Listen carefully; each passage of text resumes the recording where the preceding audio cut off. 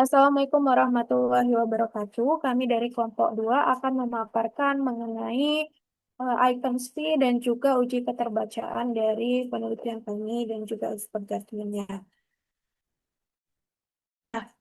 Ini pertama saya akan memaparkan hasil uji validitas isi instrumen kami yaitu dating violence scale yang dianalisis menggunakan indeks items fee, di mana alat ukur kami itu terdiri dari 43 penilaian itu dilakukan orang yang menilai setiap item dengan menggunakan skala 1 sampai 6. Nah, di sini untuk keterangan itu ada V. V itu adalah indeks kesepakatan rater. S itu adalah skor yang ditetapkan setiap rater dikurangi skor terendah. N itu adalah banyaknya rater dan C itu adalah banyaknya kategori yang dapat dipilih oleh rater. Nah, di sini pada tabel rater kami itu ada 4 kolom dikarenakan eh, kami itu ada 4 rater di mana pada item ke satu rater satu itu tuh memberikan skor 6 pada item satu. Pada rater 2 itu memberikan skor 6 untuk item satu, juga untuk rater 3 dan juga 4 itu memberikan skor 6 pada item satu. Untuk item kedua, rater satu, 2 dan 3 itu memberikan skor 6, sedangkan rater 4 itu memberikan skor 5. Nah, selanjutnya itu tuh ada tabel S1 di mana S itu adalah tadi skor yang ditetapkan setiap rater di dalam kategori yang digunakan. Nah, di mana skor terendah yang dapat digunakan oleh rater itu tuh adalah satu. Contohnya itu pada rater satu itu memberikan skor 6 pada item satu. Jadi 6 dikurangi satu itu sama dengan 5. Begitu juga untuk S2, S3 dan S4 di mana skor skor yang diberikan oleh rater itu dikurangi satu. Nah, selanjutnya itu ada tabel sigma S atau total skor di mana total skor itu tuh didapatkan dari penjumlahan antara S1, S2, S3, dan juga S4. Di mana pada item 1, S1 atau skor satunya itu adalah 5, S2-nya juga 5, S3 5, dan 4 5. Sehingga sigma S atau total skor itu adalah 20. Nah, selanjutnya itu ada N, tabel N dikali C min 1, di mana N itu adalah banyaknya rater dalam penelitian kami itu adalah 4 dikali C, di mana C itu adalah banyaknya kategori yang dapat dipilih oleh rater dikurangi 1, di mana 6 dikurangi 1 itu sama dengan 5, 5 dikali 4 itu adalah 20. Jadi N dikali C min 1 itu adalah 20. Nah, selanjutnya itu adalah tabel V, di mana V ini adalah indeks kesepakatan rater, di mana untuk menentukan V itu tuh ada rumusnya, di mana rumusnya itu adalah sigma S atau total S dibagi N dikali C min 1. Di mana sigma S dalam item satu itu adalah 20 dibagi N dikali C min 1 itu adalah 20. Jadi 20 dibagi 20 itu adalah 1. Seperti itu juga untuk item kedua, di mana sigma S itu adalah 19 dibagi N dikali C min 1 yaitu 20. 19 dibagi 20 dapatnya itu 0,95. Nah, jadi karena V-nya itu satu di sini kami mendapatkan kategori tinggi, di mana kategorinya tersebut jika kurang dari 0,4 itu rendah, kurang dari 0,74 itu sedang, di atas 0,7 tinggi. Next.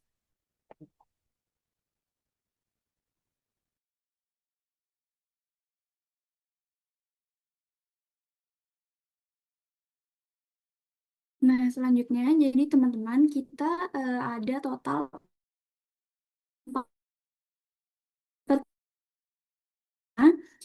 di setiap item itu ada jumlah fee-nya masing-masing.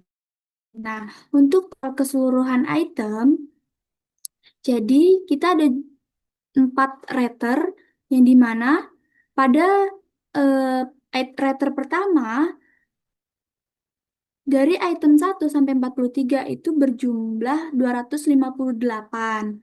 Nah, pada rater kedua itu menilai dengan jumlah 222.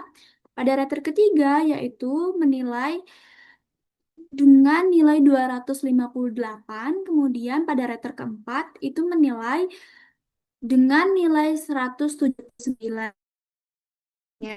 S1, S2, S3.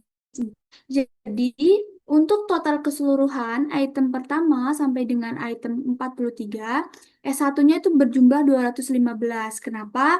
Jadi, dari jumlah nilai yang diberikan oleh rater itu 258, itu dikurangi 43. Karena S tadi itu kan nilai yang diberikan oleh rater dikurang satu. Maka 258 untuk total 43 item itu dikurangi 258 dikurang 43. Maka hasilnya 215. Begitupun dengan S2, S3, dan S4. S2-nya yaitu 222 dikurangi 43 itu menjadi 200 mohon maaf, menjadi 179.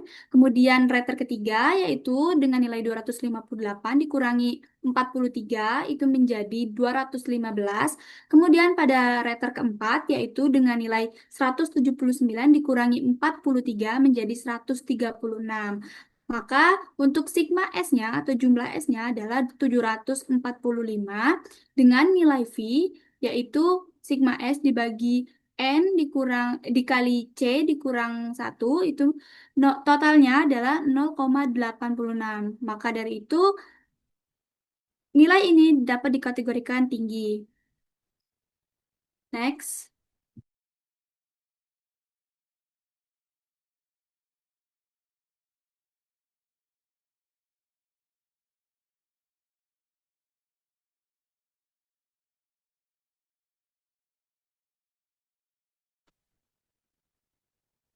Baik, di sini kami sudah menyusun dari hasil laporan uji keterbacaan yang sudah kami lakukan.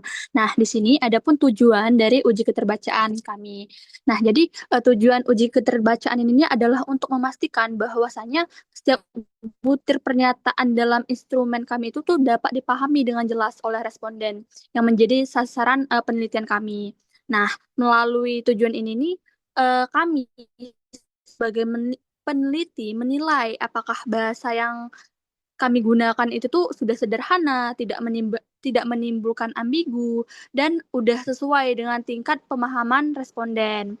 Nah, lalu uji keterbacaan ini juga ngebantu mengidentifikasi istilah atau kalimat yang berpotensi membingungkan atau terlalu panjang atau memiliki makna ganda sehingga dapat menimbulkan salah tafsir. Nah, selain itu, karena topik yang kami ukur ini berkaitan dengan kekerasan dalam berhubungan berpacaran, yang mana ini merupakan isu yang sensitif. Jadi keterbacaan ini berfungsi sebagai memastikan bahwasanya penyampaian yang ada di dalam item-item kami ini tetap etis dan tidak menimbulkan ketidaknyamanan yang tidak perlu dan tetap relevan dengan konteks kehidupan responden. Nah,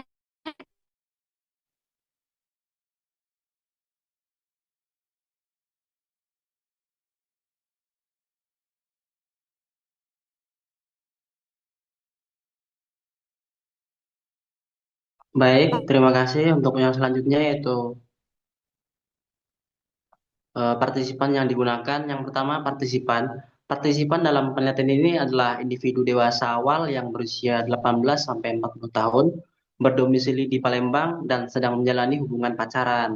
Nah, kriteria ini tuh ditetapkan agar partisipan sesuai dengan tujuan penelitian yang dilakukan. Kemudian yang kedua itu ada jumlah partisipan. Nah, dalam jumlah partisipan yang dilibatkan dalam uji keterbacaan adalah 15 orang.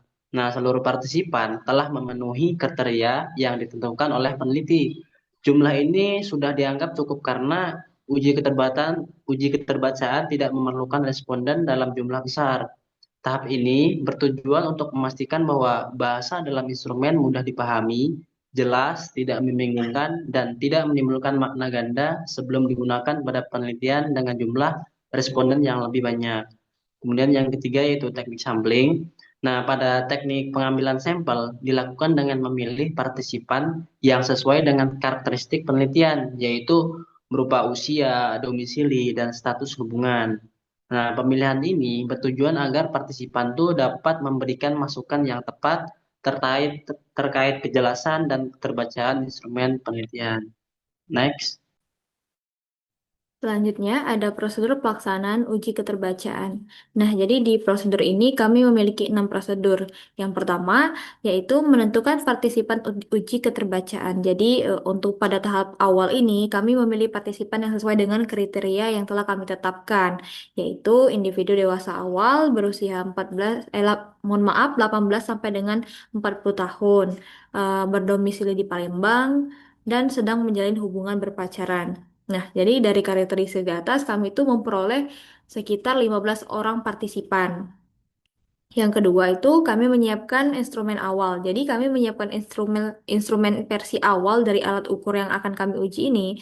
Jadi kami itu memastikan apakah memastikan seluruh item itu tersusun dengan lengkap, jelas, dan siap diberikan kepada partisipan. Yang ketiga itu ada memberikan instrumen kepada partisipan. Jadi, setelah kami memastikan seluruh item itu tersusun lengkap, jelas, dan siap untuk diberikan ke partisipan, kami membagikan kepada partisipan untuk dibaca dan dipahami. Nah, jadi nantinya partisipan itu diminta mengisi atau menelaah setiap item sesuai dengan petunjuk yang telah kami berikan. Yang keempat itu ada mengumpulkan masukan dari partisipan. Jadi setelah instrumen itu selesai dibaca atau selesai diisi oleh partisipan, kami meminta partisipan itu memberikan masukan terkait bahasa atau pemahaman partisipan pada item itu, serta bagian mana sih yang dirasa membingungkan atau sulit dipahami oleh partisipan ketika membaca item-item tersebut. Yang kelima itu memberikan, eh, ya, setelah itu kami mengumpulkan masukan dari partisipan. Jadi setelah instrumen itu setelah selesai dibaca atau diisi tadi, langsung kami menganalisis masukan dari partisipan. Jadi masukan yang diperoleh itu dianalisis untuk mengidentifikasi item mana sih yang bermasalah, kayak dari kalimatnya yang ambigu, atau ada istilah yang kurang tepat, atau beberapa struktur kalimat yang dirasa terlalu rumit oleh partisipan. Nah, yang keenam itu kami melakukan revisi instrumen. Jadi, berdasarkan hasil analisis tadi, kami melakukan perbaikan pada item yang dianggap kurang jelas atau berpotensi menimbulkan salah tafsir bagi pembacanya. Jadi, instrumen itu menjadi lebih mudah dipahami sebelum digunakan pada tahap penelitian sebelumnya. Next.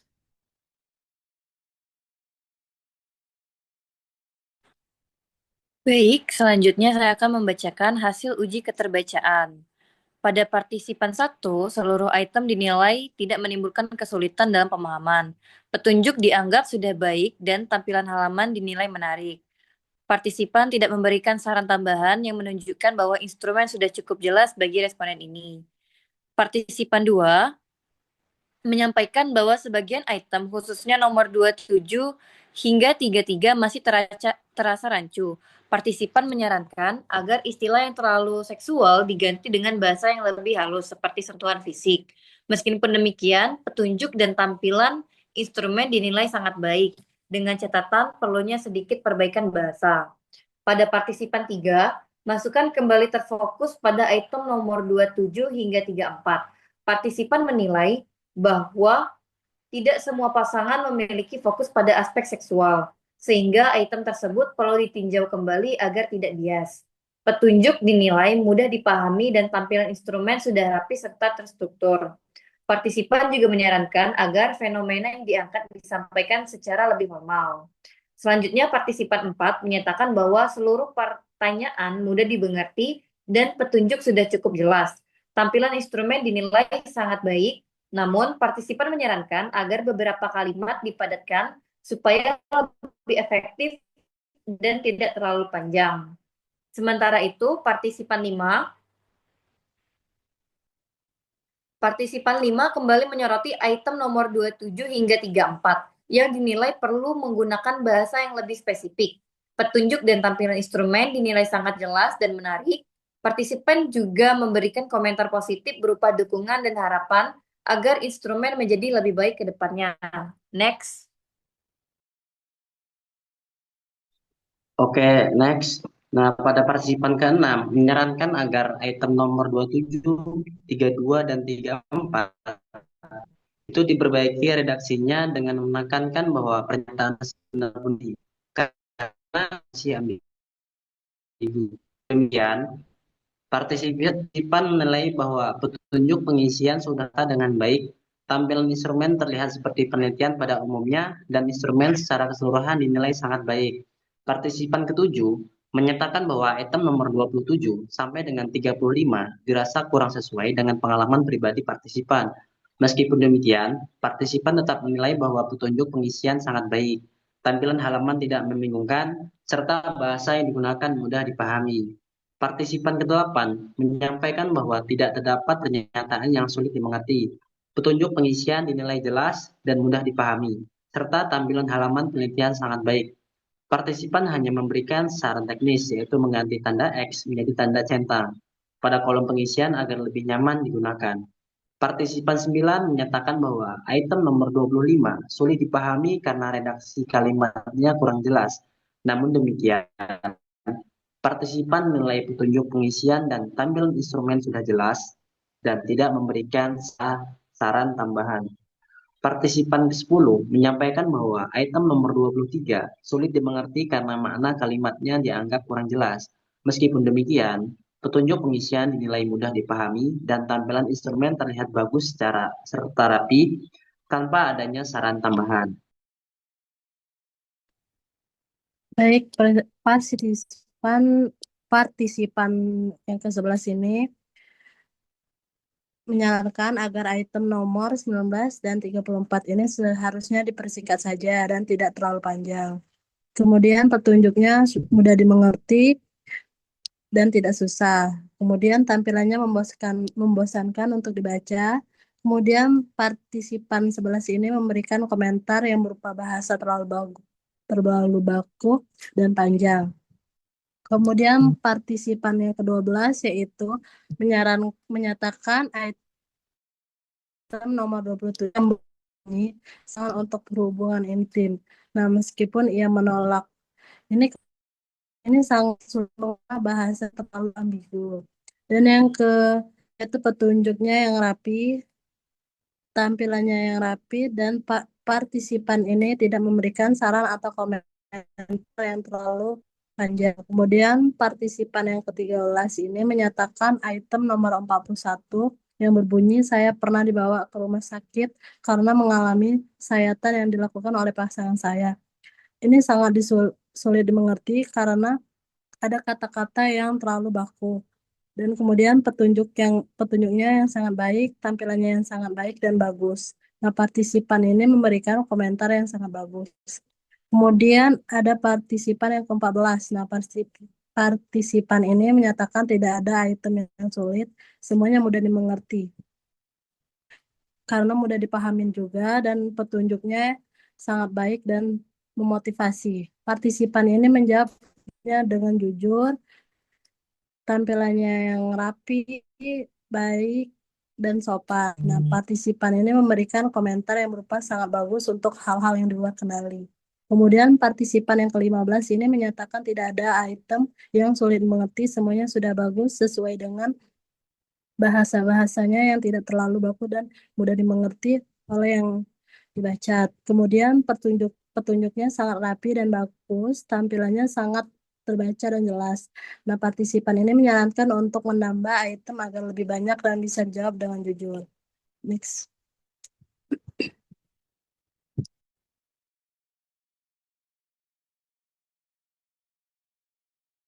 Baik, selanjutnya pada bagian ini, sebagian besar partisipan itu menyatakan bahwa instrumen mudah untuk dipahami. Petunjuk pengisian dinilai jelas, disusun rapi, dan mudah dimengerti. Dan beberapa partisipan bahkan menyebutkan bahwa petunjuk yang diberikan ini bersifat memotivasi.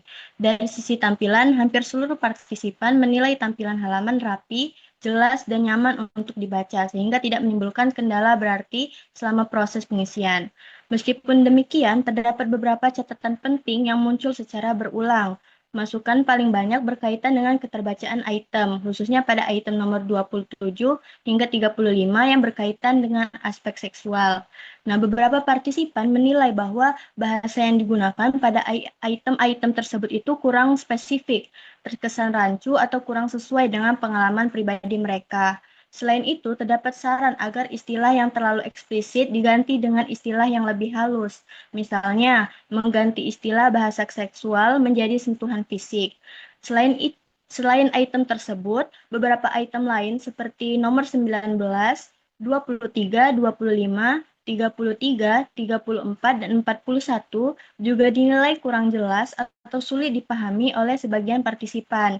Dari aspek teknis pengisian, terdapat saran untuk mengganti tanda silang menjadi tanda centang agar lebih memudahkan responden saat mengisi instrumen. Terkait saran perbaikan, partisipan menyarankan agar beberapa kalimat pada item tertentu dipadatkan, diperjelas, atau dibuat lebih formal untuk mengurangi potensi bias. Selain itu, terdapat pula saran penambahan jumlah item agar instrumen ini menjadi lebih komprehensif.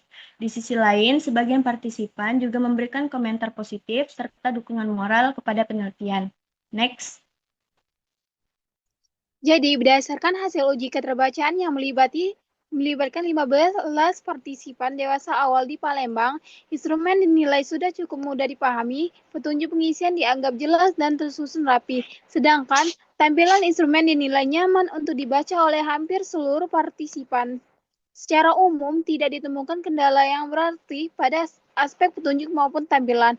Namun, masih terdapat beberapa item yang perlu diperbaiki karena dinilai kurang jelas.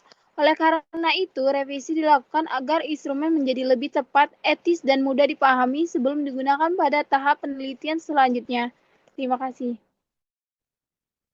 Baik, itulah pemaparan dari kelompok 2. Terima kasih. Wassalamualaikum warahmatullahi wabarakatuh.